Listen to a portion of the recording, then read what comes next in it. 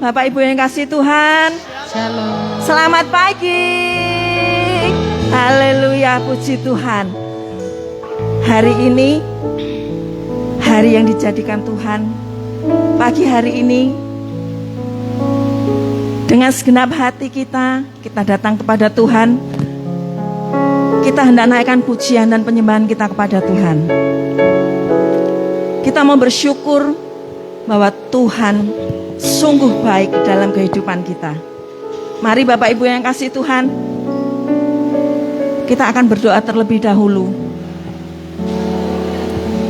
Bapa, di dalam nama Yesus, kami bersyukur kepadamu oleh karena kasih setiamu yang senantiasa ada di dalam hidup kami.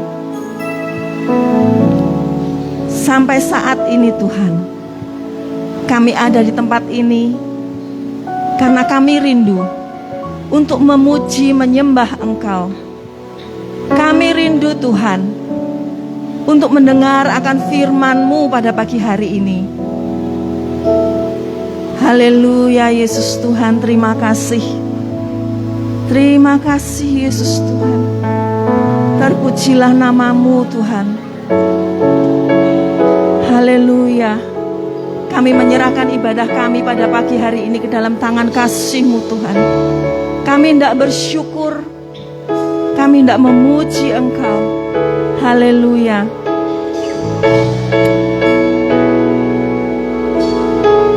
Haleluya Yesus Tuhan.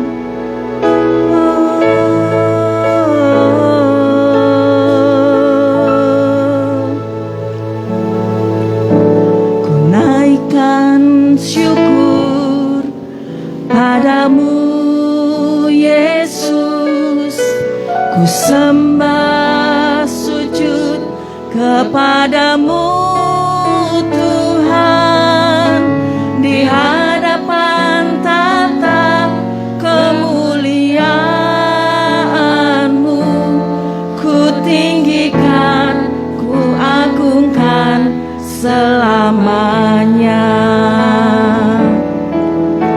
Ku naikkan syukur padamu ya Yesus Tuhan, ku sembah sujud kepadamu Tuhan, di hadapan tata kemuliaan-Mu, ku tinggikan, ku agungkan selamanya. Segala puji,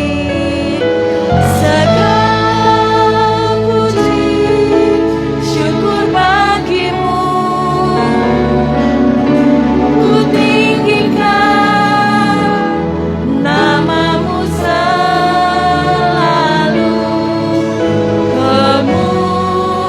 Kemuliaan hanya bagi-Mu, terpujilah,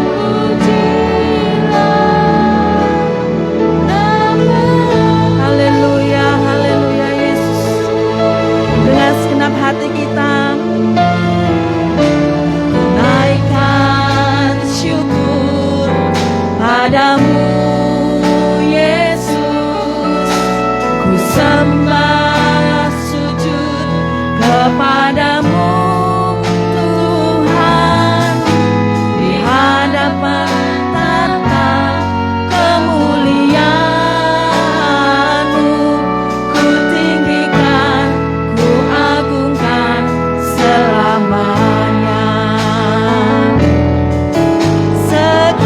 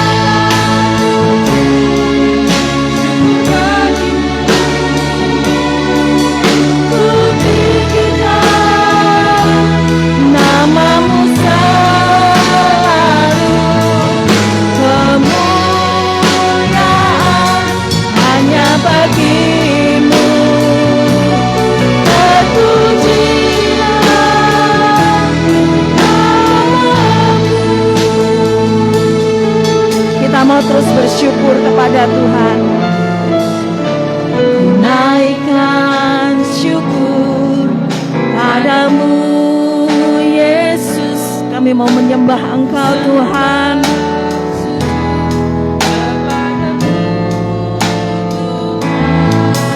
Di hadapan tata kemuliaan-Mu, ku tinggikan, ku agungkan selamanya. Segala syukur bagimu, ku tinggikan namamu selalu. Kemuliaan hanya bagimu. Terpujilah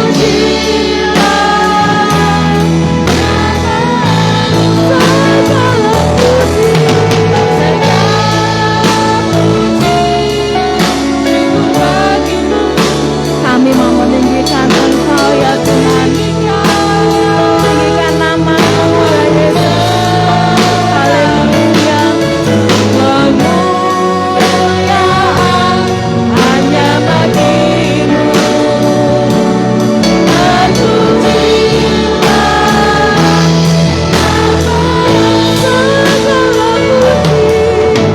segala puji, syukur bagimu.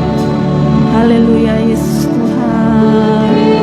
Kami hendak meninggikan nama-Mu Tuhan. Kami hendak bersyukur untuk kasih setia Tuhan di dalam hidup kami. Segala hormat dan pujian hanya bagi-Mu Yesus. Terpujilah Engkau Yesus Tuhan. Haleluya, haleluya, haleluya.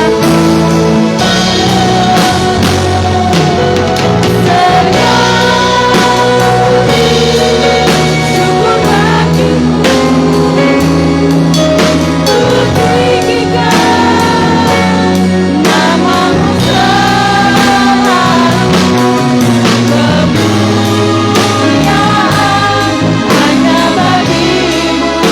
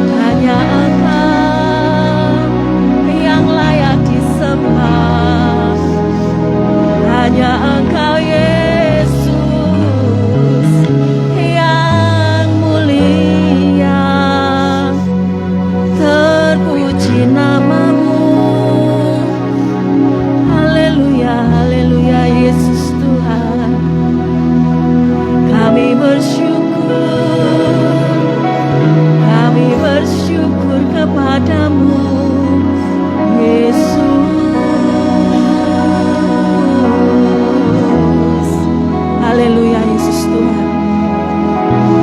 Betapa kami sungguh bersyukur kepadamu Tuhan. Oleh karena kasih setiamu yang senantiasa ada di dalam hidup kami. Kami ada sampai saat ini. Tuhan, penuhi hati kami ya Yesus. Penuhi hati kami dengan roh puji-pujian kepadamu.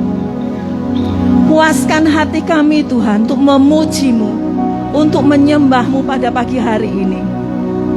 Dan kami rindu ya Tuhan untuk mendengar akan firman-Mu pada pagi hari ini. Tuhan, kami menyerahkan seluruh acara, rangkaian ibadah kami dari awal, pertengahan hingga akhirnya ke dalam tangan kasih Tuhan. Haleluya, haleluya, haleluya. Terima kasih Tuhan. Yang percaya katakan amin. Haleluya. Shalom Bapak Ibu yang kasih Tuhan. Selamat pagi. Saya mau lihat tangan-tangan yang terangkat yang siap memuji Tuhan. Haleluya. Mari Bapak Ibu, saya jemput Bapak Ibu untuk bangkit berdiri. Kita mau terus bersyukur kepada Tuhan. Sebab Tuhan sungguh baik. Kasih-Nya tidak pernah berkesudahan di dalam hidup kita.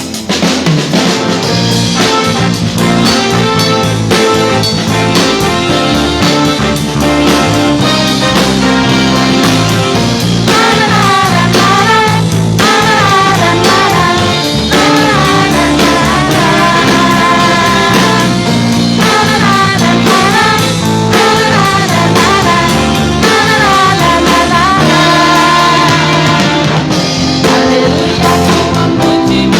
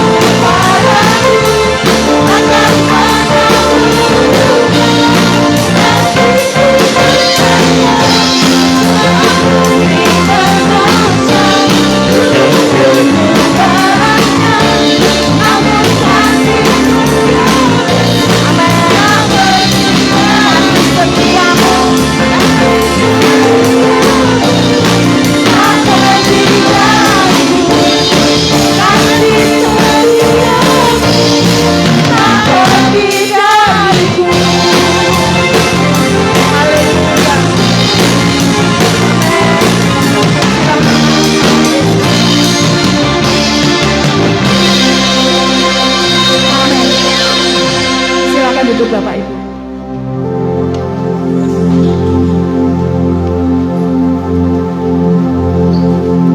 Tuhan Yesus, Tuhan yang sungguh luar biasa di dalam hidup kita. Amin Bapak Ibu. Dia selalu menyertai hidup kita. Dalam keadaan apapun kita saat ini, Tuhan tetap ada di dekat kita, memegang tangan kita, menuntun kita, membimbing kita di dalam segala pergumulan kita. Dia memberikan yang terbaik di dalam hidup kita. Maka Bapak Ibu yang kasih Tuhan, bersyukurlah, bersyukurlah dan bersyukurlah, karena kasih Tuhan tidak pernah pergi dari hidup kita. Haleluya Yesus. Peganglah tanganku Roh Kudus, setiap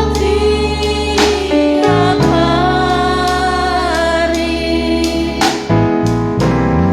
ku tak dapat jalan sendiri tanpa Roh-Mu.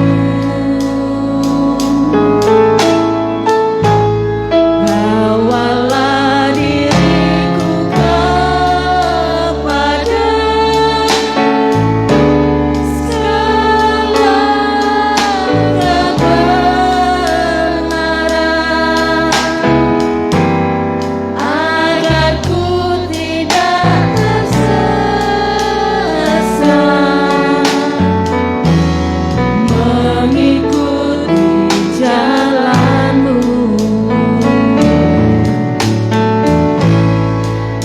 Peganglah tanganku Roh Kudus, setiap hari ku tak dapat jalan sendiri ya Yesus. Jalan sendiri tanpa Roh-Mu. Bawalah diriku kepada segala kebenaran, agar ku tidak tersesat,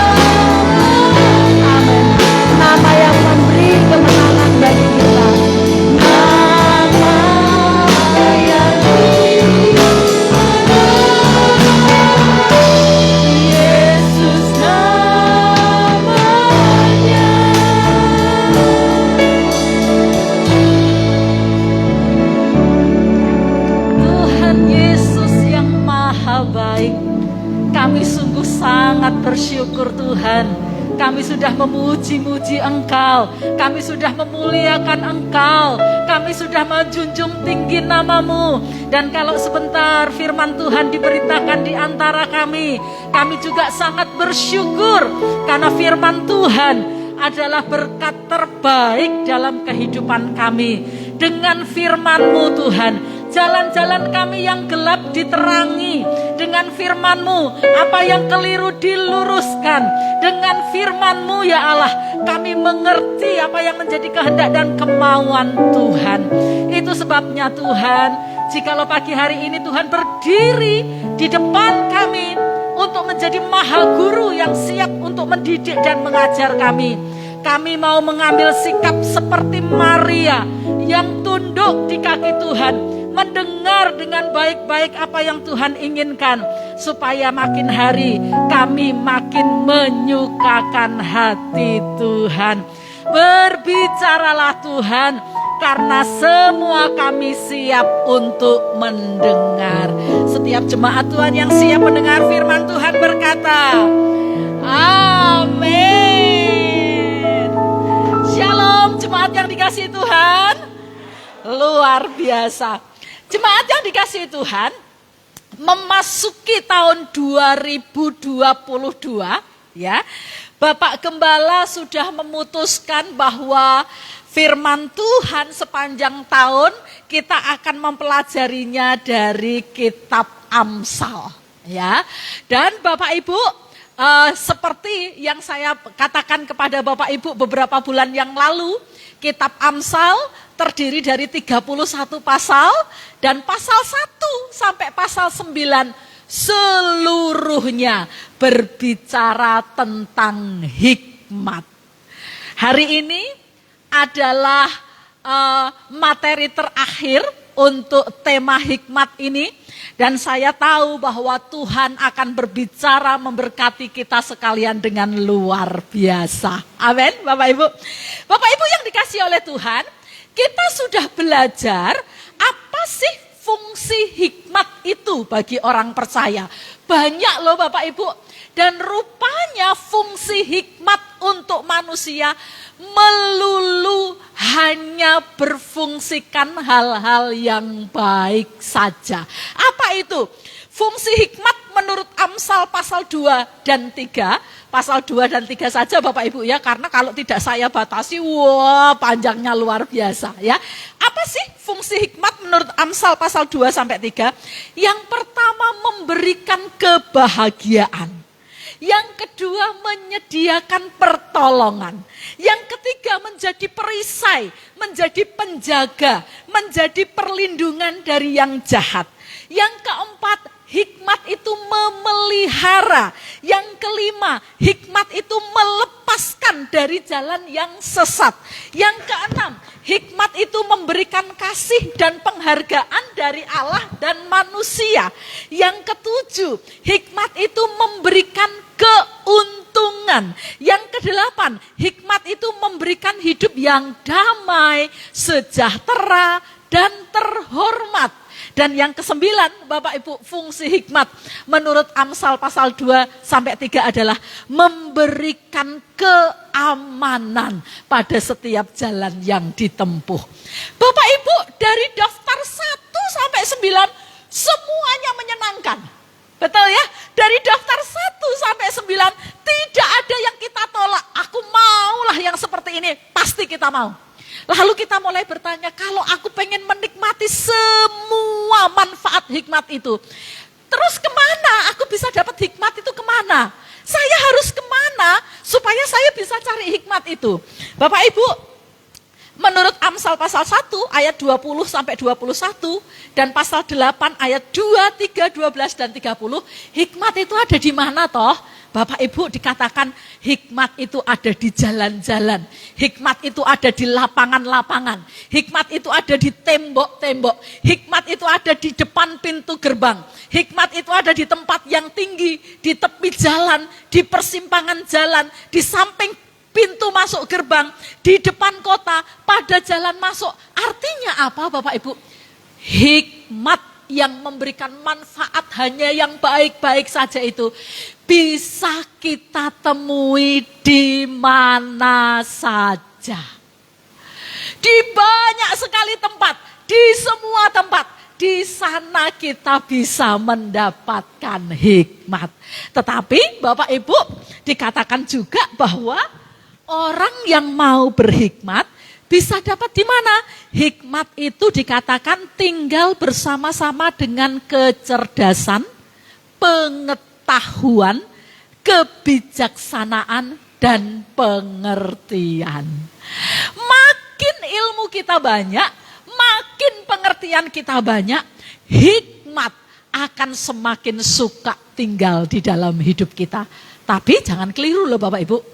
Dikatakan oleh Amsal, hikmat itu juga ada di dalam Tuhan. Hikmat itu beserta dengan Tuhan. Karena kalau kita cerdas saja, kita pandai saja, tanpa Tuhan, kepandaian dan kecerdasan kita bisa kita pakai untuk melayani hal-hal yang jahat. Bapak Ibu yang dikasihi Tuhan, dari penjelasan yang saya kemukakan di atas, semua kita mengatakan aku mau berhikmat. Aku mau berhikmat karena keuntungan semata-mata yang saya dapatkan. Pertanyaannya Bapak Ibu, kalau hikmat itu ada di mana-mana, lalu bagaimana saya bisa masuk untuk mendapatkan hikmat itu? Lalu jalannya supaya masuk ke hikmat itu bagaimana? Hikmat ada di mana-mana, tetapi kalau kita tidak tahu jalan masuk ke sana, hikmat tidak akan menjadi bagian kita. Menurut Amsal, Bapak Ibu, jalan masuk ke hikmat itu banyak sekali. Yang pertama yaitu didikan. Yang kedua nasihat. Yang ketiga pengetahuan. Yang keempat pengertian. Yang kelima pengalaman. Yang keenam kepandaian. Yang ketujuh kebenaran. Yang kedelapan kebijaksanaan. Dan jangan lupa Bapak Ibu, yang terakhir adalah teguran. Bapak Ibu, ditegur itu enggak enak ya. Tetapi kata firman Tuhan, orang-orang yang tidak mau ditegur, orang-orang yang berhati keras sehingga tidak membutuhkan teguran, kata firman Tuhan, dia tidak akan mendapatkan hikmat. Nah pagi ini Bapak Ibu, dari begitu banyak jalan masuk untuk kita makin berhikmat, kita akan membicarakan yang terakhir ini, yaitu jalan masuk kepada hikmat yang bernama teguran. Jemaatnya dikasih Tuhan, pada umumnya orang tidak menyukai teguran. Betul Bapak Ibu? Betul ya? Pada umumnya orang tidak menyukai teguran. Yang mau menegur juga begitu banyak pertimbangan mau melakukannya. Yang ditegur Bapak Ibu juga tidak mudah untuk menerima begitu saja. Tetapi Bapak Ibu, meskipun teguran tidak disukai banyak orang, Allah sudah menentukan bahwa teguran adalah jalan menuju kepada hikmat. Saya akan menampilkan kepada Bapak Ibu beberapa nats di dalam Alkitab kita yang menyatakan bahwa teguran itu dipakai oleh Tuhan untuk kita makin berhikmat. Yang pertama, Amsal pasal 1 ayat 23 mengatakan begini. Berpalinglah kamu kepada teguranku. Sesungguhnya aku hendak mencurahkan isi hatiku kepadamu dan memberitahukan perkataanku kepadamu. Selanjutnya Bapak Ibu, Amsal pasalnya 1 ayat 29 sampai dengan ayat yang ke-30 mengatakan begini. Oleh karena mereka benci kepada pengetahuan dan tidak memilih takut akan Tuhan, tidak mau menerima nasihatku, tetapi menolak segala teguranku. Nanti Bapak Ibu kalau baca ayat ini, selanjutnya ayat berikutnya mengatakan ketika kamu jatuh, aku mentertawakan kamu karena engkau menolak teguranku. Nats berikutnya Bapak Ibu, Amsal 29 ayat 15 mengatakan begini. Tongkat dan teguran mendatangkan hikmat. Selanjutnya, wah banyak nih Bapak Ibu ya ayatnya ya. Ayub pasal 5 ayat 17 mengatakan demikian. Sesungguhnya berbahagialah manusia yang ditegur Allah. Dalam nats lain Bapak Ibu banyak ya. Berbahagialah kalau engkau diberkati. Berbahagialah kalau engkau melekat dengan firman. Tapi jangan keliru loh Bapak Ibu. Ketika kita ditegur oleh Allah, kata Ayub, kita adalah orang yang berbahagia. Karena Tuhan hendak membawa kita masuk menjadi orang yang berhikmat. Sebab itu janganlah engkau menolak didikan yang maha kuasa. Amsal pasalnya 27 ayat yang kelima mengatakan begini. Lebih baik teguran yang nyata-nyata daripada kasih yang tersembunyi. Wah, saya percaya dari banyak jemaat Tuhan yang hadir, pasti pernah mengalami pengalaman yang semacam ini, Bapak Ibu. Ada orang-orang yang sepertinya mengasihi kita, padahal mereka mau menikam kita dari belakang. Tetapi ada orang-orang juga yang begitu lugas memberikan kita teguran, dan kita tahu bahwa teguran itu teruji dengan waktu. Ternyata dia menegur kita karena mengasihi. Selanjutnya jemaat Tuhan masih ada nats yang lain. Kolose pasal 3 ayat 16 mengatakan begini. Hendaklah perkataan Kristus diam dengan segala kekayaannya di antara kamu. Sehingga kamu dengan segala hikmat mengajar dan menegur seorang akan yang lain. Masih lagi Bapak Ibu, 1 Tesalonika pasal 5 ayat 12 mengatakan begini. Kami di sini Paulus dengan rekan-rekan pelayanannya meminta kepadamu jemaat yang ada di kota Tesalonika supaya apa? Kamu menghormati mereka yang satu bekerja keras di antara kamu. Yang kedua, menghormati mereka yang memimpin kamu di dalam Tuhan. Tapi perhatikan kalimat yang terakhir. Wah, ini unik sekali nih Bapak Ibu. Kamu menghormati siapa Bapak Ibu? Orang yang menegur kamu. Waduh Bapak Ibu, ini sulit atau mudah Bapak Ibu? Sulit ya. Karena natur dosa kita itu sulit menerima masukan. Natur dosa kita membuat kita itu orang yang tidak suka ketika ditegur. Tetapi kata firman Tuhan, engkau bukan saja harus menghormati mereka yang bekerja keras. Engkau bukan saja harus menghormati mereka yang memimpin kamu dalam Tuhan. Tetapi kata firman Tuhan, kalau ada orang-orang yang menegur engkau supaya menjadi lebih baik. Kata firman Tuhan, engkau harus menghormati mereka. Karena teguran sudah dipakai, sudah ditetapkan oleh Allah untuk menjadikan kita masuk menjadi orang-orang yang berhikmat. Selanjutnya Bapak Ibu, satu nats terakhir yang saya siapkan tentang masalah teguran ada di dalam Wahyu pasal 3 ayat 19 mengatakan begini. Barang siapa ku kasihi, ku di sini adalah Tuhan. Barang siapa orang itu ku kasihi, kata Tuhan, orang itu ku tegur. Bapak Ibu, ekspresi kasih Allah kepada kita itu banyak sekali. Ketika kita diberkati, berarti Allah mengasihi kita. Ketika Tuhan mengajar, berarti Tuhan mengasihi kita. Ketika Tuhan menjawab doa-doa kita, berarti Tuhan mengasihi kita. Tetapi jangan salah loh Bapak Ibu, ada ekspresi yang lain dari kasih Allah kepada kita, yaitu Tuhan memberikan teguran teguran. Tuhan memberikan hajaran demi kebaikan kita.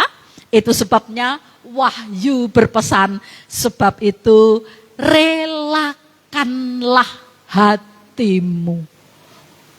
Kalau ada perintah relakanlah hatimu, artinya kondisi awal itu tidak rela.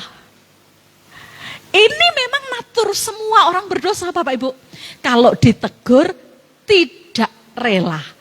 Ya, nanti kita akan lihat ya. Nah, Bapak Ibu, teguran Allah kepada kita itu dilakukan dengan dua cara. Yang pertama, secara langsung melalui firman Tuhan. Itu sebabnya kalau Bapak Ibu lihat di dalam Timotius, semua tulisan yang diilhamkan oleh Allah berfungsi untuk mengajar, menyatakan kesalahan, dan mendidik orang supaya hidup di dalam kebenaran. Cara kedua, Bapak Ibu, bagaimana teguran Allah dilakukan? Yaitu secara tidak langsung melalui orang lain. Bisa tetangga, bisa istri, bisa anak, bisa semua orang, Bapak Ibu. Teguran Allah yang adalah pernyataan kasih itu bisa melalui orang-orang sekeliling kita. Bisa juga melalui peristiwa-peristiwa dalam hidup kita.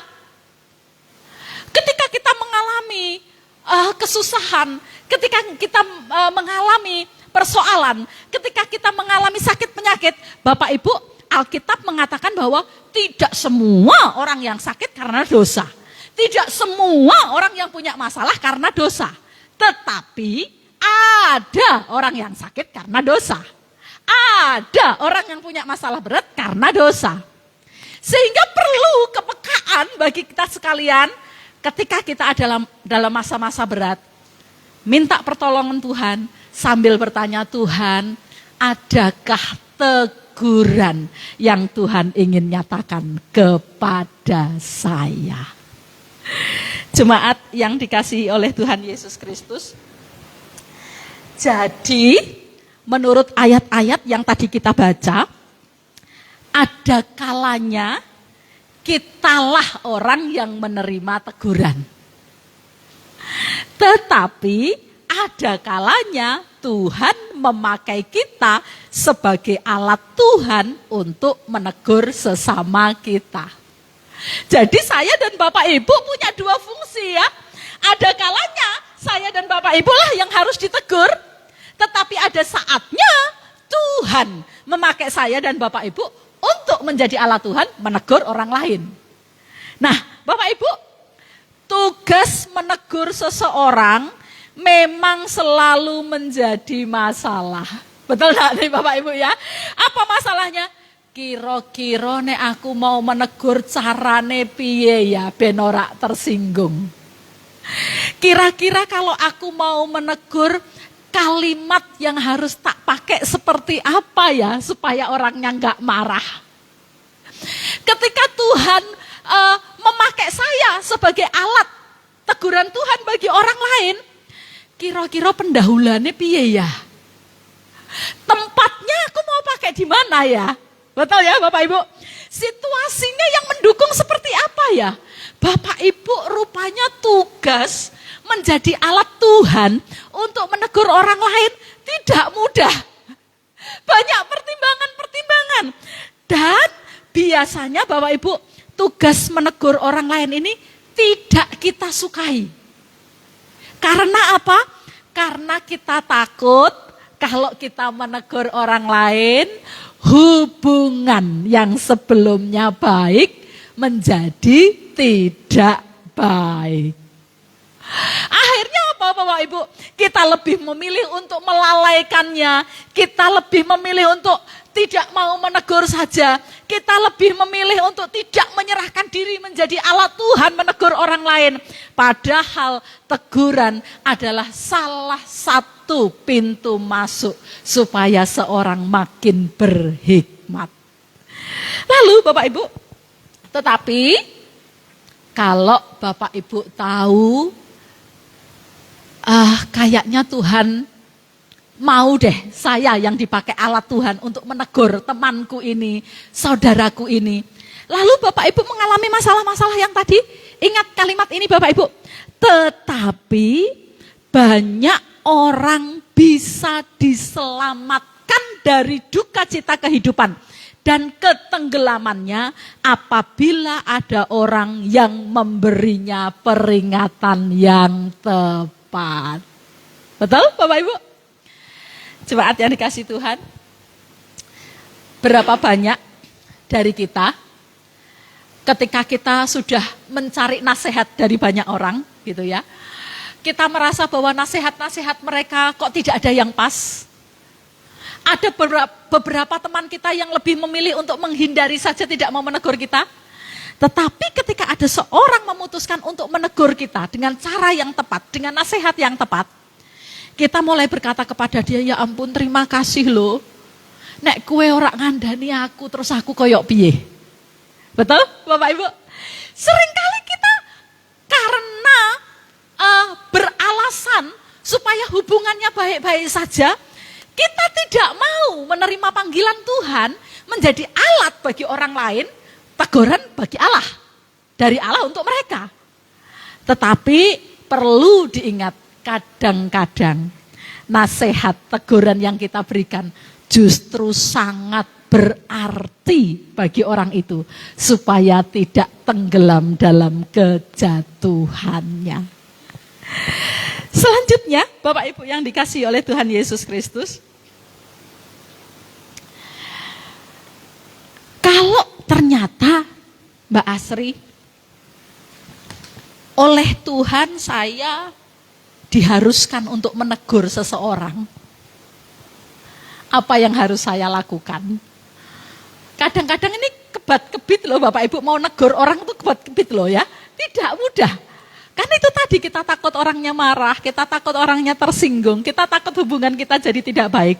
Tetapi seandainya memang Allah meminta Bapak Ibu dan saya sebagai alat untuk menegur orang lain, untuk menyelamatkan mereka dari ketenggelamannya, saya menulis pendapat dari seorang yang bernama Chrysostomus. Dia berkata begini, secara alamiah, teguran itu menyakitkan hati.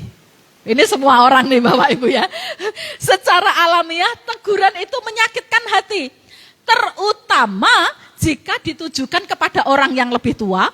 Terlebih lagi jika hal itu dilakukan oleh seorang yang lebih muda. Ada 3 hal yang perlu dikedepankan jika saya dan Bapak Ibu memang diminta Tuhan menjadi alat Allah untuk menegur orang lain. Yaitu apa? Yang pertama, sikap. Dan yang kedua, tata krama penyampaian yang diperhalus. Dan yang ketiga, kebijaksanaan. Pemilihan kataku wis tepat rong ya. Nadaku ngegas apa ndak ya? Tempatnya pas ndak ya? Kalau di depan banyak orang, oh pasti akan mempermalukan. Situasinya pas ndak ya? Nah Bapak Ibu, yang namanya Pak Chrysostomus mengatakan 3 hal ini perlu dipertimbangkan jika Allah memang meminta kita menjadi alatnya untuk menegur orang lain.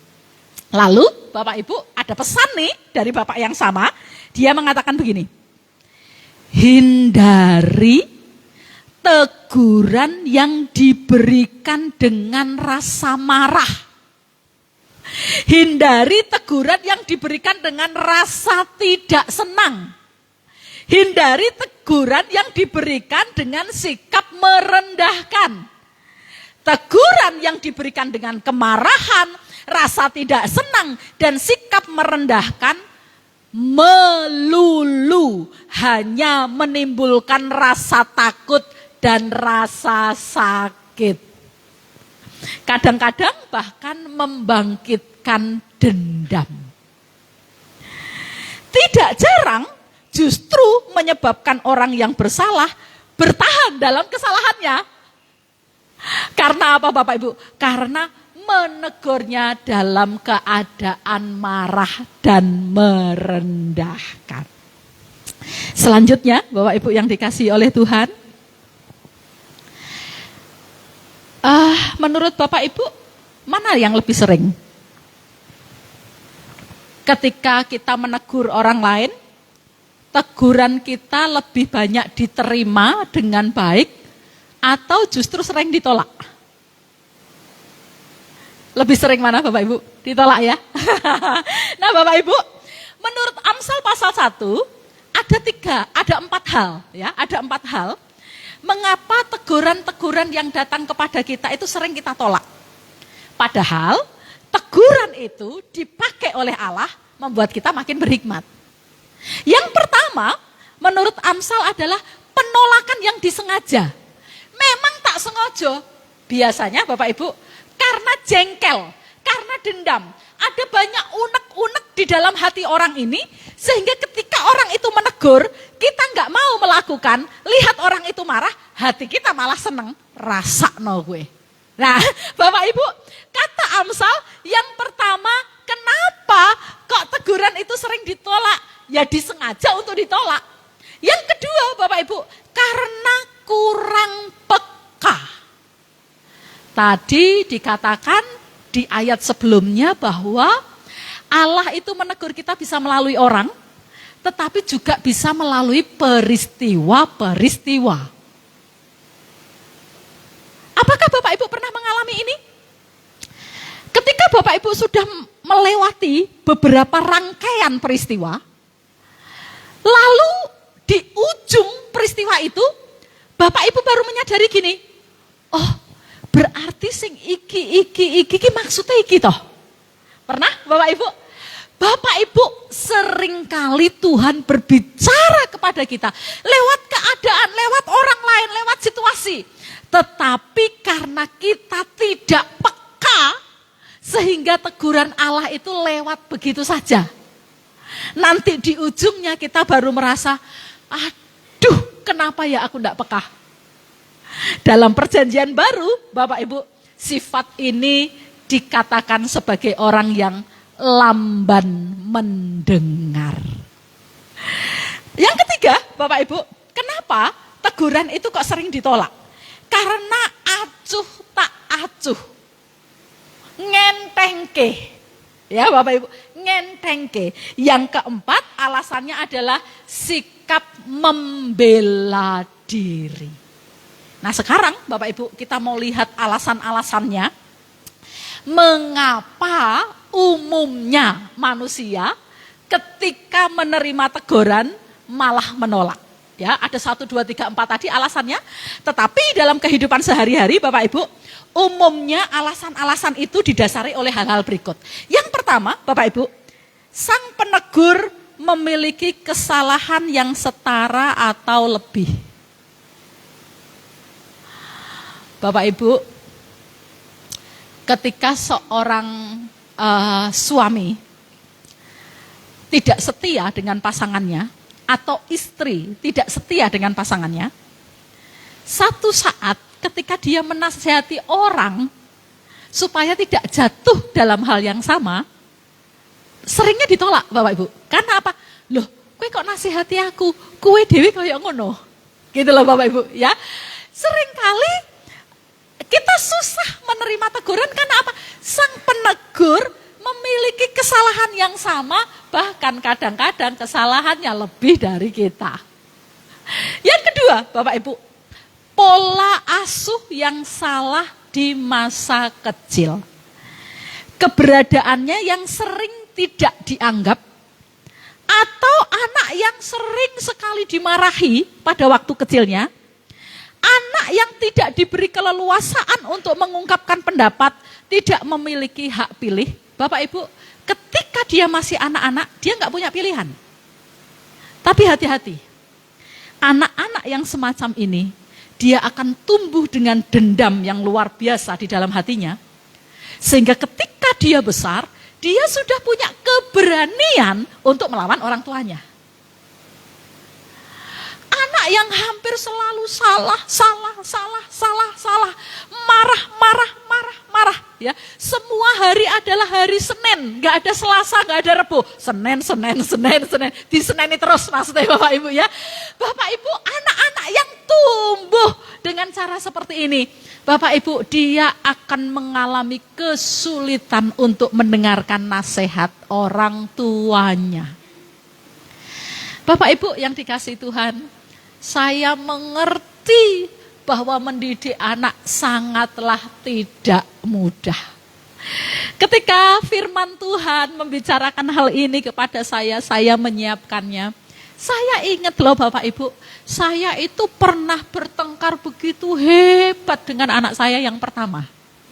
Ya, VB. Sampai benar-benar Bapak Ibu 3 hari itu saya nggak mau ngajak ngomong anak saya. Bapak Ibu, halnya sepele Bapak Ibu, sepele sekali. Yang pertama adalah anak saya selalu merasa pahaku besar, badanku gendut, perutku gendut. Dan dia selalu berusaha untuk makin kurus. Saya bilang enggak Kak, jadi setiap jamnya makan Bapak Ibu, saya paksa makan Bapak Ibu ya. Anak saya tidak suka Bapak Ibu ya, anak saya tidak suka. Kemudian Bapak Ibu, saya sudah berpesan dengan anak-anak saya bilang, Bapak Ibu ini orang tua yang tidak sempurna, tetapi di rumah kita berlaku aturan bahwa anak-anak tidak boleh berbicara kepada orang tuanya dengan nada tinggi. Nah ini aturan di rumah kami nih Bapak Ibu ya. Nah anak saya VB ini bisa dimengerti Bapak Ibu, karena apa? Karena ibunya nggak mau mengerti ya, Kak makan sekarang, engkau silah Bu, makan sekarang. Nah, karena saya berulang-ulang, anak saya jadi jengkel ya. Lalu anak saya Bapak Ibu langsung berdiri ninggalkan saya. Saya bilang, waduh ini kok enggak bener ini ya Bapak Ibu. Bapak Ibu yang dikasih Tuhan, saya pun keliru ya. Saya pun keliru karena cara saya memberikan masukan teguran kepada anak saya tidak tepat. Saya tidak memberikan kesempatan bagi anak saya untuk ngobrol. Berapa banyak dari Bapak Ibu yang menjadikan anak-anaknya tidak punya hak pilih. Contoh, Mah, aku kok pengen banget ya Mah, punya laptop yang karena ini udah rusak. Dipenuhi sih Bapak Ibu, dipenuhi. Tapi dari mereknya, dari semuanya, semua orang tua yang menentukan. Anaknya aku tapi pengennya ini mah enggak, kamu enggak ngerti pokoknya yang baik ini. Berapa banyak orang tua karena pengalaman hidupnya yang begitu rupa, Bapak Ibu, tidak mau mendengar apa yang menjadi kesukaan anaknya. Kue kok apa dadi seniman kuwi engko mangan apa? Ya, Bapak Ibu, padahal anaknya suka di situ. Karena pengalaman orang tua yang panjang, lebar, tinggi, dan dalam, mereka merasa bahwa aku yang tahu jalan yang terbaik untuk kamu. Lalu apa yang terjadi? Anak-anak tidak diberi kesempatan untuk menjadi dirinya sendiri seperti yang ditentukan oleh Allah. Bapak Ibu, hal ini membuat ada begitu banyak unek-unek di dalam diri anak. Apalagi kalau waktu masa kecil, kenakalan sedikit langsung jewer, kenakalan sedikit langsung teot, kesalahan sedikit langsung diseret. Bapak Ibu yang semacam ini akan melekat di dalam diri anak-anak. Kiranya hal ini dijauhkan dari kita. Alasan yang berikutnya Bapak Ibu, mengapa teguran itu sulit untuk kita terima, yaitu kita mempertahankan ego. Ada orang-orang tertentu Bapak Ibu, kalau dinasehati, dia merasa terhina. Ada orang-orang tertentu kalau menerima teguran, dia itu merasa direndahkan. Nah, Bapak Ibu, nanti kita akan bahas ini di dalam urutan yang berikutnya. Yang keempat, Bapak Ibu, kenapa kok sulit diajak untuk menerima teguran?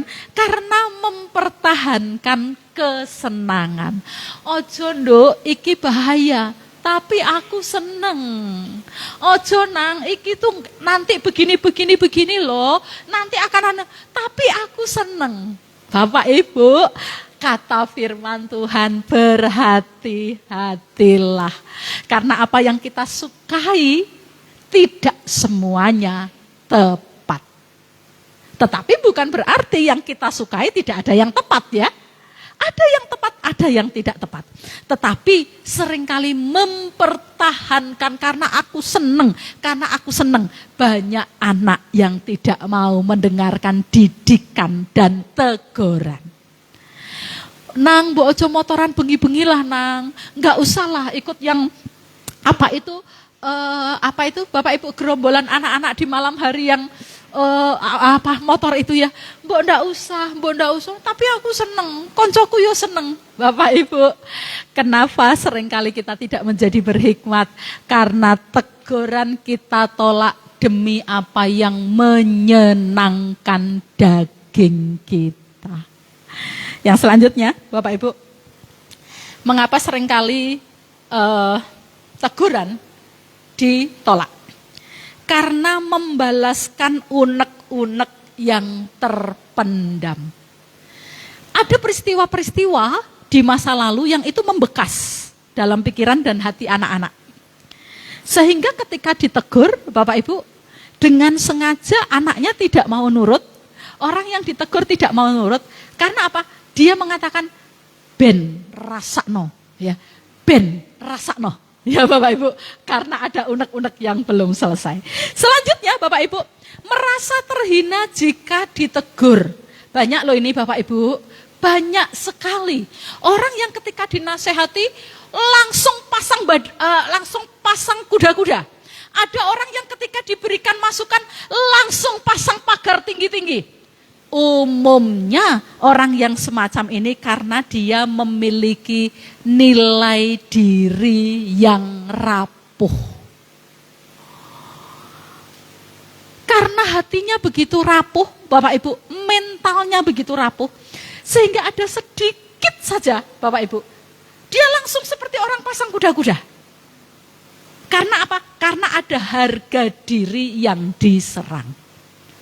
Selanjutnya, Bapak Ibu, seorang dengan kecenderungan negatif thinking. Ada loh Bapak Ibu orang-orang semacam ini. Pikirannya ini negatif terus Bapak Ibu ya. Apa yang dikatakan negatif terus. Apa yang direncanakan negatif terus Bapak Ibu. Demikian juga kalau orang-orang semacam ini menerima teguran, dia akan sulit menerima. Karena apa? Belum sudah berpikir negatif tentang si penegur maupun isi tegurannya. Selanjutnya, cara menegur yang menghakimi dan menyudutkan. Wah, Bapak Ibu, ini sering termasuk saya. Ya, seringkali kita memberikan nasihat, kita memberikan teguran karena sudah marah. Hatinya sudah marah. Sehingga Bapak Ibu, akhirnya kita bukan menasehati, bukan menegur yang membawa kepada hikmat, tetapi seperti menghakimi dan menyudutkan. Wah, ini sulit ya Bapak Ibu. Selanjutnya Bapak Ibu, orang yang menegur tetapi tanpa solusi.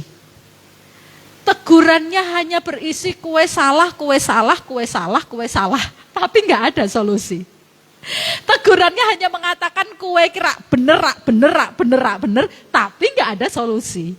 Yang teguran semacam ini umumnya sangat sulit untuk diterima. Bapak Ibu yang dikasihi oleh Tuhan Yesus, namun sekalipun ada segudang alasan yang menyokong kita untuk menolak teguran yang benar, firman Allah mendorong kita untuk merespon dengan tepat terhadap teguran yang tepat. Kenapa? Karena respon yang tepat terhadap teguran yang tepat membawa kita menjadi pribadi yang berhikmat. Firman Tuhan pagi hari ini saya tutup dengan sebuah pendapat dari Dr. Diah Novita Anggraini. Beliau berkata begini, menerima teguran dari orang lain justru mencerminkan bahwa Anda adalah orang yang mau berkembang. Dengan mau menerima teguran dari orang lain, bukankah Anda akan terlihat sebagai pribadi yang positif? Nah ini loh Bapak Ibu ya. Jadi ini menjadi bekal bagi kita Bapak Ibu. Oh, kenapa firman Tuhan mengatakan bahwa teguran adalah jalan masuk untuk menjadi berhikmat? Karena rupanya teguran membuat orang yang mau menerimanya jadi lebih berkembang. Dan orang ini akan diberi label yang positif ya. Orang akan mengatakan gampang kok ngadanin dia, gampang kok, orangnya rendah hati kok. Gitu loh Bapak Ibu ya. Lalu sedangkan jika menepis begitu saja teguran, yang ada adalah orang lain akan malas untuk bekerja sama dan malas untuk berinteraksi dengan Anda.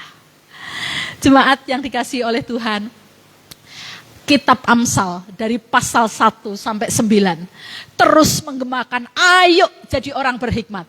Ayo jadi orang berhikmat. Ayo jadi orang berhikmat. Karena hikmat hanya melulu mendatangkan yang menguntungkan dan menyenangkan saja.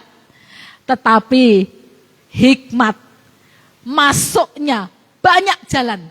Salah satunya miliki kerendahan hati untuk mau ditegur. Kiranya Allah memberkati kita sekalian. Mari kita berdoa bersama-sama. Tuhan Yesus,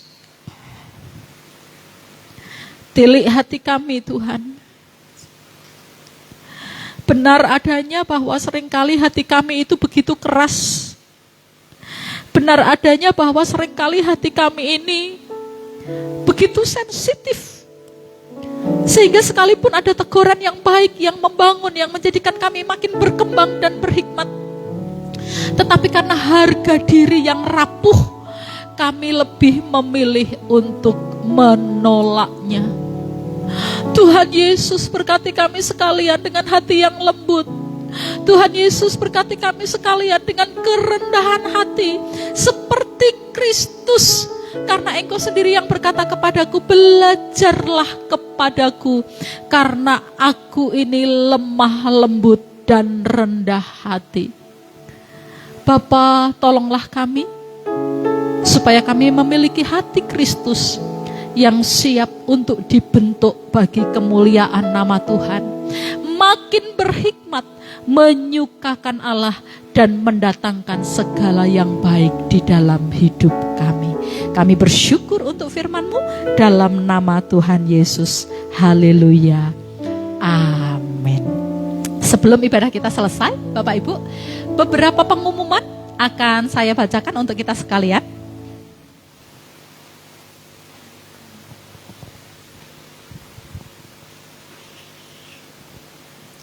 Termasuk titipan dari Pak Untung,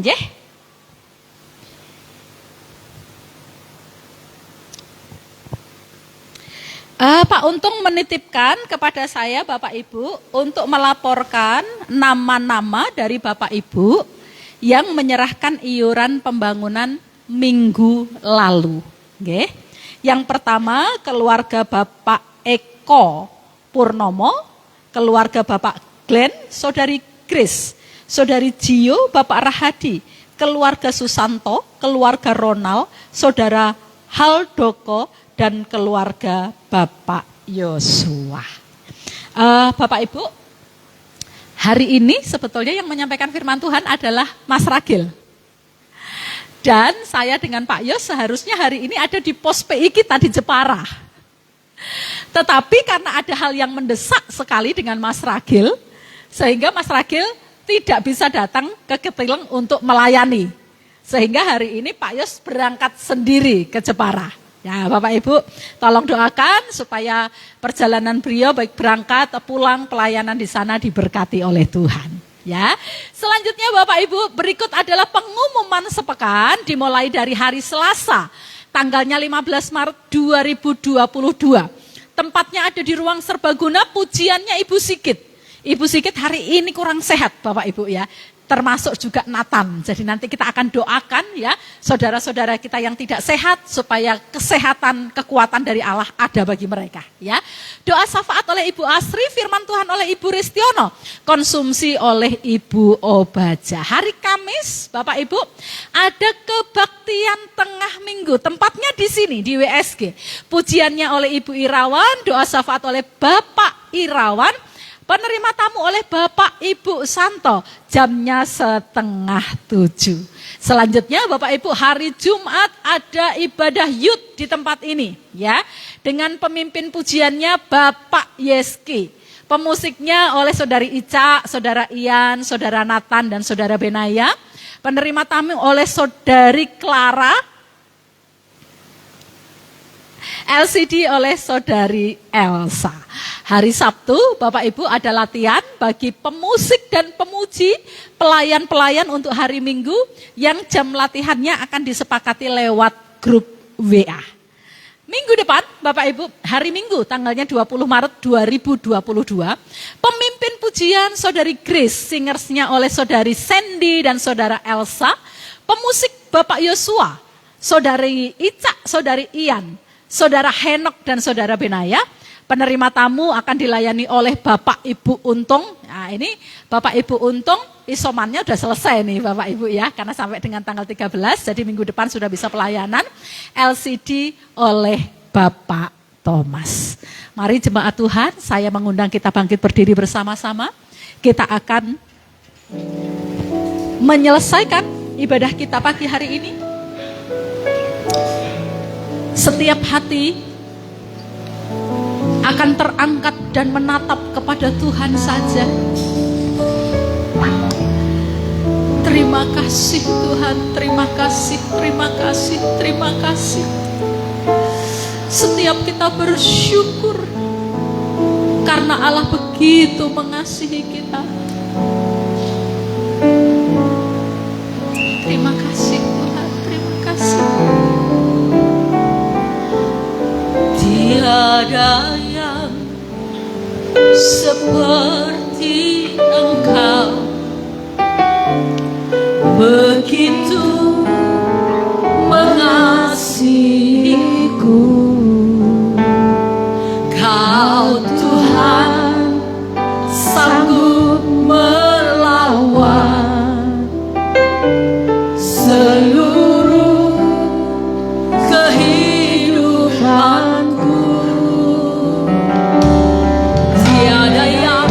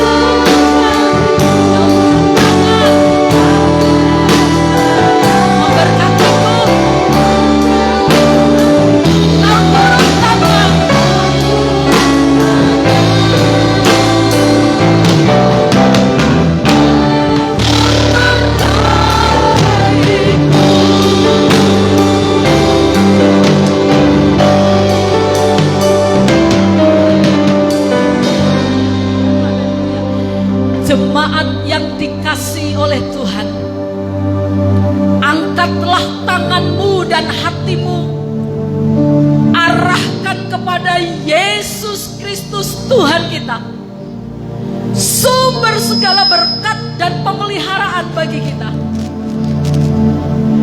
Kiranya kasih karunia dari Allah Bapa, keselamatan dari Tuhan Yesus Kristus, pertolongan dan penghiburan yang datang dari Allah Roh Kudus dilimpahkan bagi kita semua dari hari ini sampai selama-lamanya.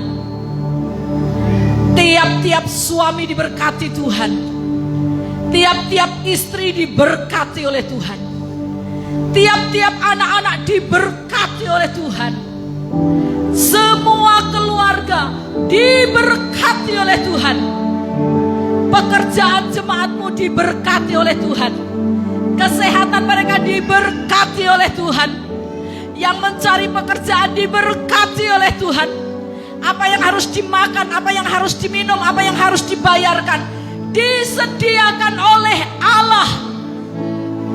Setiap jemaat diberkati berlimpah-limpah dalam nama Tuhan Yesus. Haleluya, amin. Selamat pulang jemaat yang dikasihi Tuhan. Tuhan memberkati. Memberkati.